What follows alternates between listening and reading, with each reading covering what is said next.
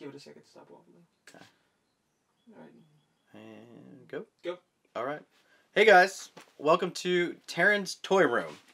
I am a full-grown adult, and I have tons of toys, as you can see behind me. What I want to do is do an unboxing of something. There's no plan here. This is the first trial run of doing anything like this that I've ever done. So, and my phone's going off. We'll deal with that later. But what you see behind me is most of my boxed collection. There's a ton of other things here. I've got bins full of stuff. This is just what I chose to display this day. And this will change over time. So on the top here you see we've got the DC Superhero Girls, DC's Bombshells, got a keepsake collection. I've got an old Borg ship and Borg Queen. Down here I've got some Star Wars figures. We've got a full box of Amonkhet and a bundle pack of Amonkhet, which is pretty exciting. It's like Christmas every time you open one of those. I got a bunch of dual decks here. And this is just the beginning. So I think today I want to start with, let's see here. Probably going to start with my favorite girl in the entire multiverse, Liliana Vess. And we'll do an unboxing on this action figure. So with any unboxing, you need the proper tools and or what I like to think of as weapons. So you have a knife here. So here we go. I'll show you the packaging here. So it's Liliana Vess. She's from the Planeswalker Legacy Collection. It's the first time that Wizards of the Coast has ever done any Planeswalker action figures whatsoever. There were other figures. There was Jace, Balerion, Garruk Wildspeaker, Ajani Goldmane, Nissa Ravane, Liliana, of course, and then Chandra Nalaar. 6 in total. The only thing is when I saw them in the store, the only one I cared about was Liliana because the rest of them looked really bad. Some things that I go with action figures is, first is the face. Her face was fairly accurate. The others looked sort of, you know, they were just really off, and I just I wasn't going to spend money on it, basically. And then body, of course, and then posability. So we'll go into that in more once we get her open. Let's see here. So we've got some tape here. All right.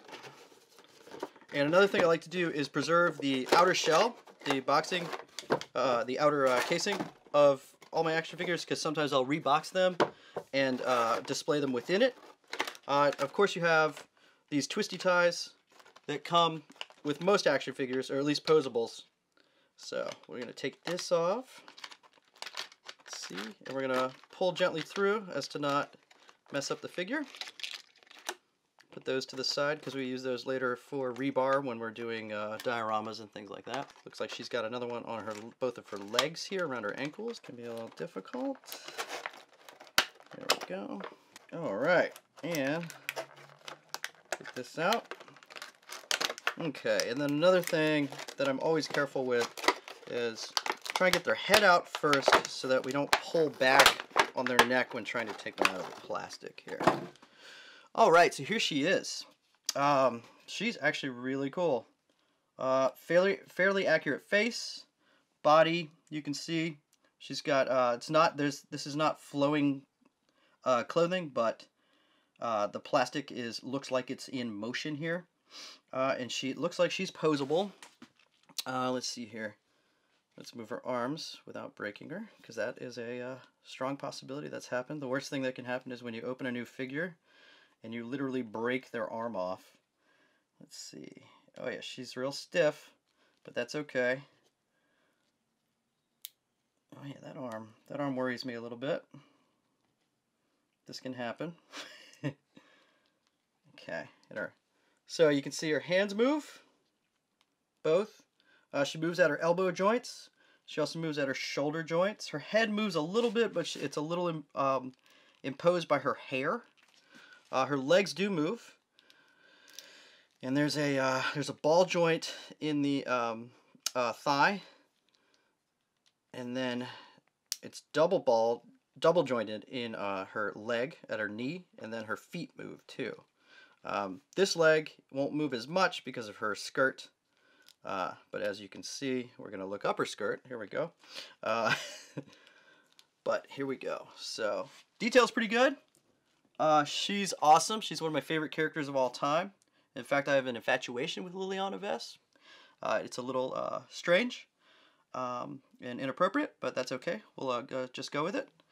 And here she is. Let's see if we can get her to stand today without any aid. She might not be able to stand on this mat. Yeah, she's not going to stand for us, but here, let's do this. Get her possibly to stand here. There we go. So I had a few moments to look over the figure here, and basically you can see what happened here. When I went to bend her midsection, which is posable, semi, it's on a ball joint, you can see inside here, she snapped in two. But she's not broken. She does fit back in, but it is now just a weak spot on the figure that we should point out here. Also, there's, and I'm not sure if you guys will be able to see this, but there's some, it looks like a sort of scrape from, I guess, the machines that manufacture this. And there's some sort of mispaint around the legs, and especially in her headdress where her earrings meet. Let's see if you guys can see that. But overall, she's a pretty cool figure. She's not really not necessarily an action figure because of her her cape and her dress.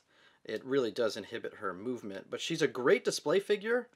She looks awesome as far as that goes, especially for a Western figure.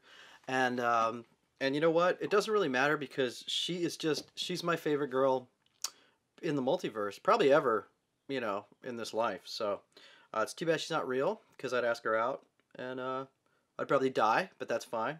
So there's the Liliana Vess from the Legacy Collection Planeswalker Series 1. Alright, thanks guys. Have a great day.